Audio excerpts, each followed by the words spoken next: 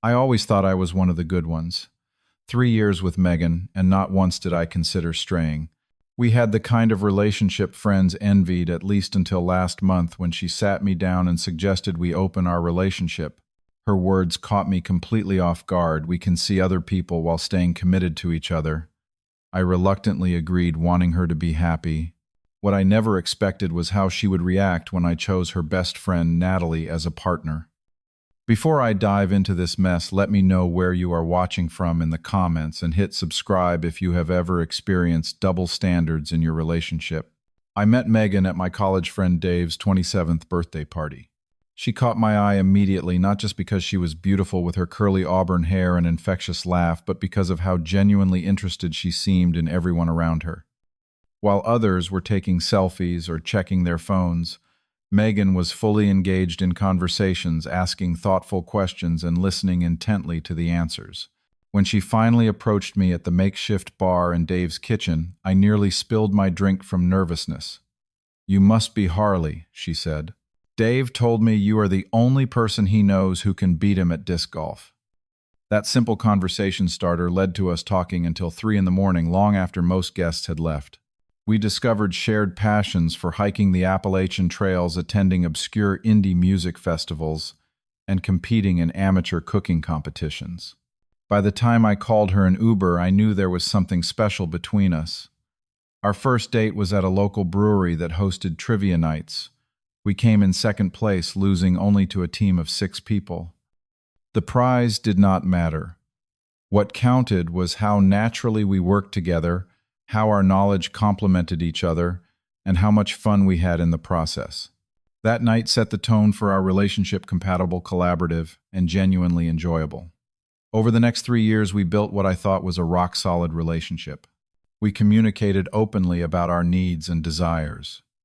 We maintained an active social life with a tight-knit group of friends, while also supporting each other's individual goals.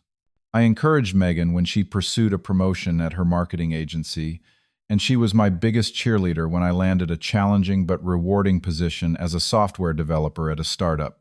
6 months ago, we took the next step and moved into a downtown apartment together. The decision felt natural and exciting. We spent weekends hunting for unique furniture pieces at thrift stores and arguing playfully about art for our walls. We discussed potential futures, including travel plans for the following year and vague notions about marriage sometime after that. The first sign of Megan's restlessness came about 3 months into our cohabitation. I caught her scrolling through dating apps on her phone one evening. When I asked what she was doing, she laughed it off. "Just curious what is out there these days," she said. Gabby and Ryan opened their relationship last month, and she was showing me how different the apps are now compared to when we were last single. I thought little of it at the time. Megan had always been curious about social trends, and I trusted her completely. But looking back, I realized this moment was the first crack in our foundation. Over the next few weeks, Megan increasingly referenced her wild college days, adventures I had heard about, but that suddenly featured more prominently in her conversations. She would sigh sometimes while scrolling social media, making comments about paths not taken and experiences missed. "Do you ever wonder what your life would be like if we had not met when we did?" she asked one night as we were getting ready for bed. "Not really," I answered honestly. "I was pretty directionless before you. Meeting you gave me focus." She smiled, but it did not quite reach her eyes. "That is sweet. I just sometimes wonder if we are missing out by settling down so young." The conversation that changed everything happened on a Tuesday night. Megan suggested we have dinner at the upscale Italian place we usually reserved for special occasions. She seemed nervous throughout the appetizer, checking her phone repeatedly and drinking her wine faster than usual. Finally, as our entrees arrived, she took a deep breath. "I want to talk to you about something important," she said, placing her hand over mine. "I have been thinking a lot about us, about our future, and about what would make our relationship even stronger." My mind raced with possibilities. Was she going to propose, suggest we buy property together, ask about starting a family? "I think we should consider an open relationship," she said, the words tumbling out quickly. We would still be each other's primary partners, still committed to our future together, but with the freedom to explore connections with others. I nearly choked on my pasta. An open relationship. Where did this come from? Megan launched into what felt like a prepared speech about how many modern couples were embracing ethical non-monogamy. We are still young, she insisted. There are experiences we both missed by committing so early. This would add excitement and new energy to our relationship. She outlined specific rules, complete honesty about all outside encounters, no emotional attachments to other partners, and our relationship would always come first. Most importantly, she emphasized this would strengthen our bond by removing the constraint of monogamy and the fear of missing out. My immediate reaction was resistance. I had never considered myself the type of person who could share a partner. The thought of Megan with someone else created an uncomfortable knot in my stomach. I need time to think about this, I told her. It is a lot to process. Over the next week, Megan continued her campaign. She sent me articles about successful open relationships, introduced me to podcasts about ethical non-monogamy, and repeatedly assured me that this was not about any deficiency in our connection, but about enhancing what we already had. I just think this could prevent either of us from developing resentment or regrets down the road, she explained. Complete honesty and freedom within agreed boundaries. Isn't that healthier than pretending we will never be attracted to anyone else, eventually primarily to please her? I reluctantly agreed. But deep down, questions lingered about why our previously satisfying relationship suddenly needed this dramatic change. Was I not enough? Had she already met someone she wanted to pursue? These thoughts remained unspoken as Megan enthusiastically created dating profiles and began planning her first encounters. I watched with growing unease as she spent hours preparing for evenings with other men, selecting outfits with more care than she had shown for our dates in months. Her excitement palpable in a way that made my heart sink. The first time Megan went on a date with another man, I spent the evening alone in our apartment trying to distract myself with video games and failing miserably. Every notification on my phone made my heart race, wondering if it was her. When she finally returned home shortly after midnight, she was glowing with an energy I had not seen in months. It was so interesting meeting someone completely new, she gushed, kicking off her heels and curling beside me on the couch. Luke is a travel photographer. He has been to 32 countries. Can you believe that I nodded and attempted a supportive smile while an uncomfortable heaviness settled in my chest? Over the next several weeks, Megan went on dates with 3 different men. Each time she returned, she would share details that I pretended to be okay hearing, though each story left me feeling increasingly inadequate. You should try it too, she encouraged, scrolling through my reluctantly created dating profile. Your pictures are terrible. Let me take some better ones. You are handsome, but these do not show that at all. The situation created an emotional imbalance that grew more pronounced with each passing day. While Megan enthusiastically embraced our new arrangement, I found myself withdrawing, questioning not just the open relationship, but the foundation of what we had built together. This tension came to a head during our monthly dinner party. We had a tradition of hosting our closest friends for a potluck on the first Saturday of each month. Among the regular attendees was Natalie, Megan's best friend since their freshman year of college 10 years ago. Natalie was the opposite of Megan in many ways, quieter, more thoughtful, with a dry wit that emerged once she was comfortable. She had always been friendly toward me, but maintained a respectful distance that I attributed to loyalty to Megan. During this particular dinner, after everyone had eaten and moved to the living room with drinks, Megan casually announced our new relationship arrangement. So Harley and I have some news, she said, her voice carrying above the conversations. We have opened our relationship. You know, seeing other people while still being committed to each other. The room fell awkwardly silent. I felt heat rise to my face as 6 pairs of eyes swiveled between us. I had not expected her to broadcast this private decision to our entire friend group without discussing it with me first. That is, progressive, said Dave after an uncomfortable pause. It is actually very common now, Megan responded confidently. Monogamy is pretty outdated when you think about it. We are just being honest about human nature. The conversation eventually shifted to other topics, but I noticed several friends giving me concerned glances. When I went to the kitchen to grab more ice, Natalie followed me. "Are you okay with all this?" she asked quietly, leaning against the counter while I rummaged through the freezer. "The open relationship thing. You seemed surprised when she brought it up." I paused, realizing this was the first time someone had asked about my feelings on the matter. Honestly, not really. It was Megan's idea. I went along with it because I trailed off unsure how to express my complicated feelings to Megan's best friend. "Because you love her and want her to be happy," Natalie finished for me, "even at your expense." Her perception startled me. Something like that. Natalie held my gaze for a moment longer than usual. "You know I have always thought you were a good guy, Harley. Too good sometimes." She squeezed my arm gently before returning to the living room, leaving me with a strange, fluttering sensation in my chest that I quickly dismissed. The following weekend marked our third anniversary. I had planned a surprise trip to a mountain cabin, but 3 days before we were set to leave, Megan informed me she had accepted a spontaneous invitation to Miami with someone named Jason. "It is just for the weekend," she explained, already packing a swimsuit. "We can celebrate when I get back. You do not mind, right? The rules say primary relationship comes first, but this is a rare opportunity. He has access to this amazing beach house." I did mind tremendously, but found myself nodding anyway, swallowing my disappointment as I canceled our non-refundable reservation. That Friday night alone in our apartment, I received a text from Natalie. "Heard Megan bailed on your anniversary plans. That sucks. You doing okay?" I was surprised she knew about the situation. "Did Megan tell you?" "She mentioned she was going to Miami with some guy." "I remembered your anniversary was this weekend. Not hard to connect the dots."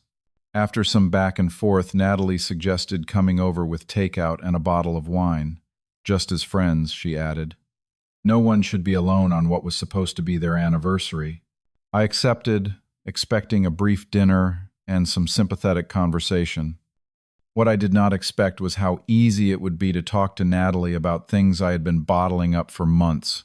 Unlike my conversations with Megan lately, where I carefully filtered my thoughts to avoid confrontation with Natalie, words flowed naturally. "I feel like I agreed to this arrangement under false pretenses," I admitted after my second glass of wine, like the rules only really applied to me, not to her. Natalie nodded, tucking her legs beneath her on the couch. "Can I be honest with you? Megan has always been a bit self-centered in relationships. Even back in college, everything had to be on her terms." As the evening progressed, our conversation deepened, moving from Megan to our own lives, dreams, and disappointments. I learned about Natalie's passion for marine biology, her strained relationship with her parents, and her quiet determination to eventually start her own environmental consulting firm. She listened attentively as I shared my own hopes of one day designing software for environmental monitoring. "Why have we never really talked like this before?" I asked as midnight approached. Natalie's smile held a hint of sadness. "I have always found you attractive, Harley, from the moment Megan introduced us, but you were her boyfriend, so I maintained my distance. It was the right thing to do." The admission hung in the air between us, charging the atmosphere with unexpected tension. I suddenly became acutely aware of how close we were sitting, the subtle scent of her perfume, the way her eyes held mine without wavering. And now I asked, my voice lower than intended. "Now you are in an open relationship," she said simply. "But I need to know, are you actually participating in this arrangement or just enduring it for her sake?" The question cut through my carefully constructed pretenses. Before I could overthink, I leaned forward and kissed her. What began as tentative quickly deepened into something passionate and urgent. There was a connection I had not anticipated, something that transcended physical attraction. We moved to the bedroom, our connection intensifying with each touch.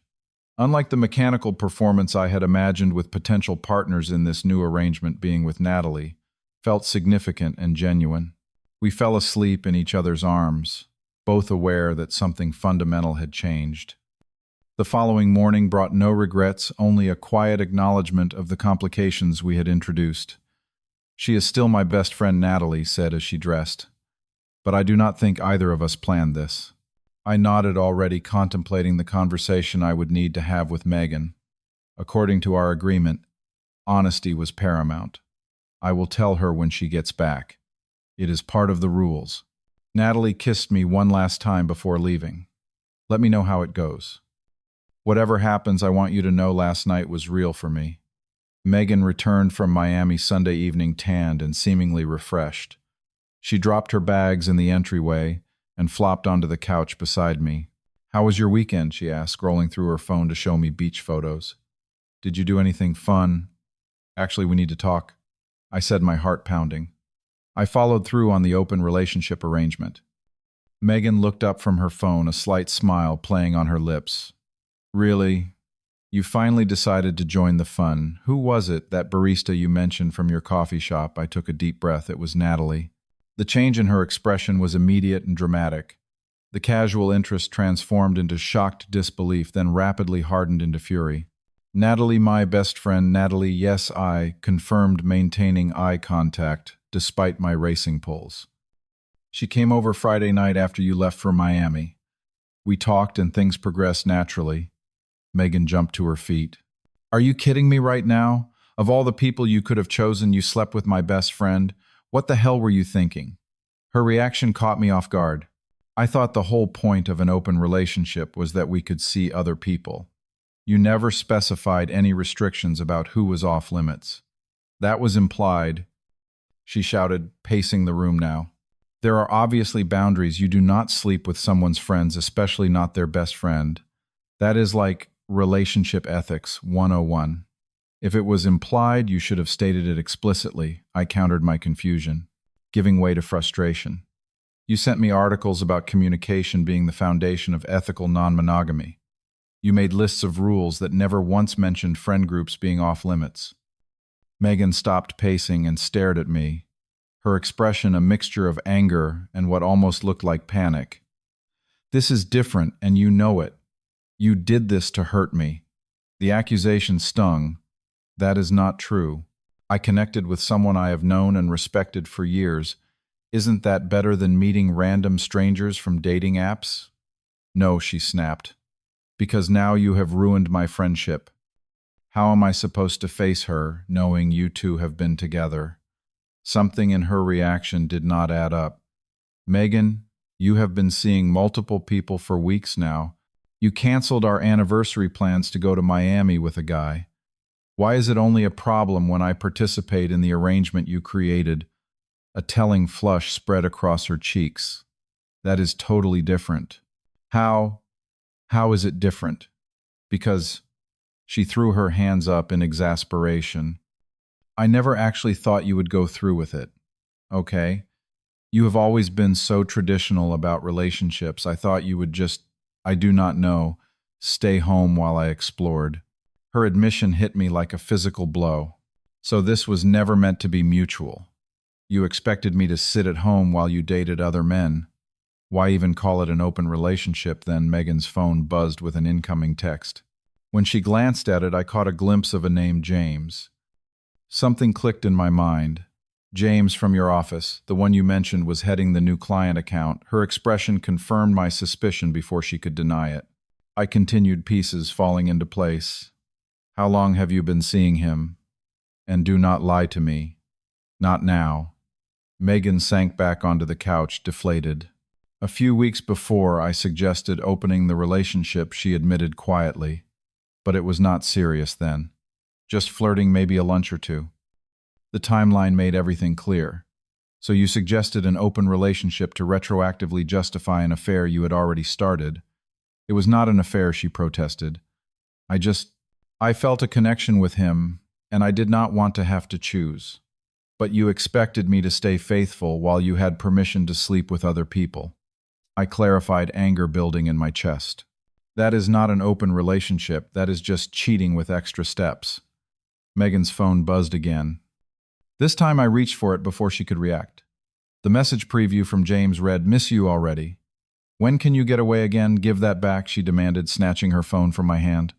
You have no right. I had every right when you dragged me into this manipulative arrangement, I shot back. I agreed to an open relationship under false pretenses. You were already involved with James and just needed a way to ease your conscience. And sleeping with my best friend was your solution, she countered, tears starting to form. Do you have any idea how betrayed I feel right now? The irony was almost laughable. Betrayed. You have been cheating on me, then manipulated me into an arrangement I never wanted. And now you feel betrayed because I followed the exact rules you established. Megan stood up and grabbed her keys. I need to talk to Natalie. This is unbelievable. After she stormed out, my phone exploded with notifications. Megan had apparently called Natalie immediately, resulting in a heated argument that quickly spilled into our group chat. Friends were taking sides, with some defending Natalie's position that all parties were consenting adults following established rules, while others supported Megan's claim that unspoken boundaries had been violated. When Megan returned hours later, her eyes were red and puffy. Natalie says, "She has had feelings for you for years," she said accusingly, as if this somehow proved a long-running conspiracy. "She has just been waiting for an opportunity. That is not what happened," I insisted. "And even if she did have feelings, you were the one who created this situation." The argument escalated when Megan delivered an ultimatum. "You need to cut all contact with Natalie, completely, or we are done." For the first time since this chaos began, I felt a clarity I had been missing for months. You do not get to dictate those terms after what you have done. What is that supposed to mean? It means I know about James. I know the timeline. And I know this whole open relationship idea was just a cover for your affair.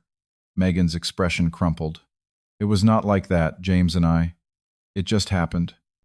I thought an open relationship would let me explore that connection while keeping what we have, while allowing you to avoid feeling guilty, I corrected. But you never considered I might actually participate, did you? Not with Natalie, she whispered. Anyone but her. Over the next week, Megan's behavior became increasingly erratic. She showed up unannounced at my workplace, created scenes at friends' gatherings, and flooded my phone with alternating angry and pleading messages. Our friend group became uncomfortable with being dragged into our relationship drama, with several people asking to be removed from group texts. In the midst of this chaos, Natalie reached out with an unexpected message. "I will step back, if that would make things easier for you. Whatever happened between us, I never wanted to make your life more difficult." Her willingness to prioritize my well-being when Megan clearly would not only confirmed what I had already begun to suspect, the connection we had shared was genuine in ways my relationship with Megan had not been for some time. I spent 2 weeks in a hotel, needing space to process everything that had happened.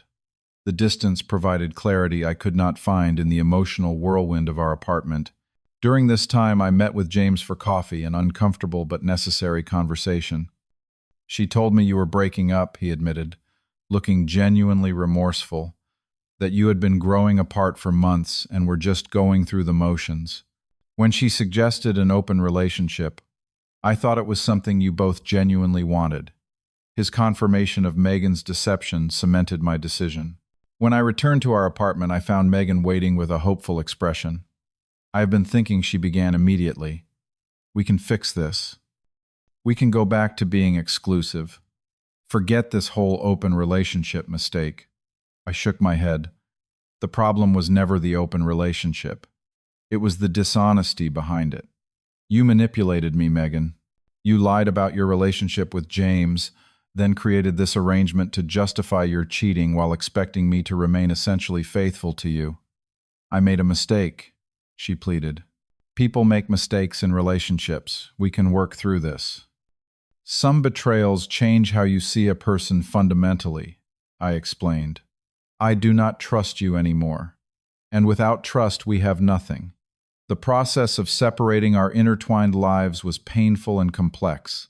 We had shared bank accounts, overlapping friend groups, and a lease neither of us could afford alone.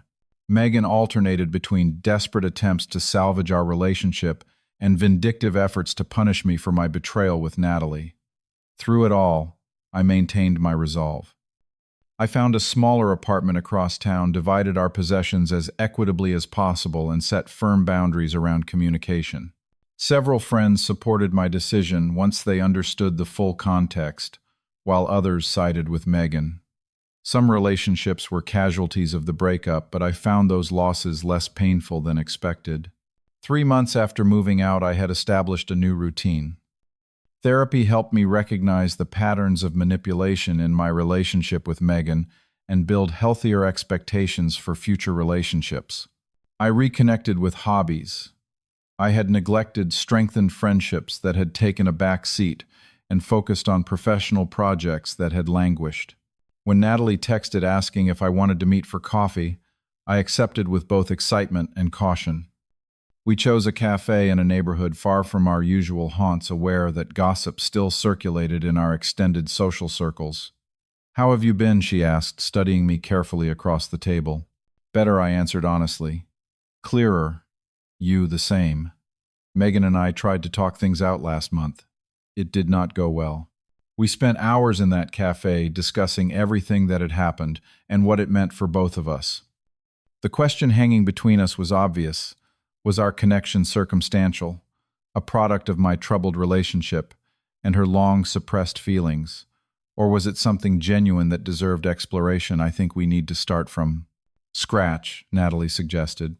"No baggage, no complicated history, just two people getting to know each other properly." Her proposal felt right.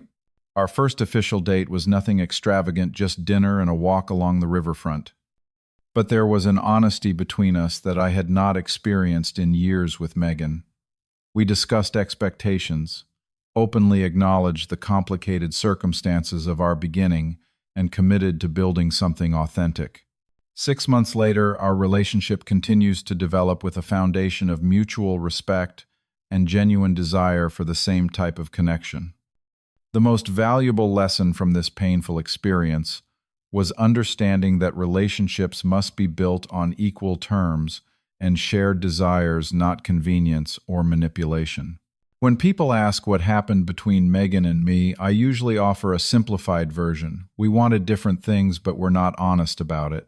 The full truth is more complex, but the essence remains accurate. She wanted freedom without consequences, while I wanted authenticity, even when it was difficult. Sometimes people suggest relationships they do not actually want, hoping to gain benefits while avoiding costs. The open relationship was never meant to be mutual, just a cover for decisions Megan had already made. Recognizing that painful truth ultimately led me to a more authentic life. Have you ever faced double standards in your relationship where rules seem to apply differently to you than to your partner? Share your experiences in the comments below. If this story resonated with you, please hit that like button and subscribe to hear more real-life relationship stories. Do not forget to share this video with someone who might be struggling with similar manipulation in their relationship. Thank you for listening to my story, and remember that sometimes walking away from the wrong relationship is the first step toward finding the right one.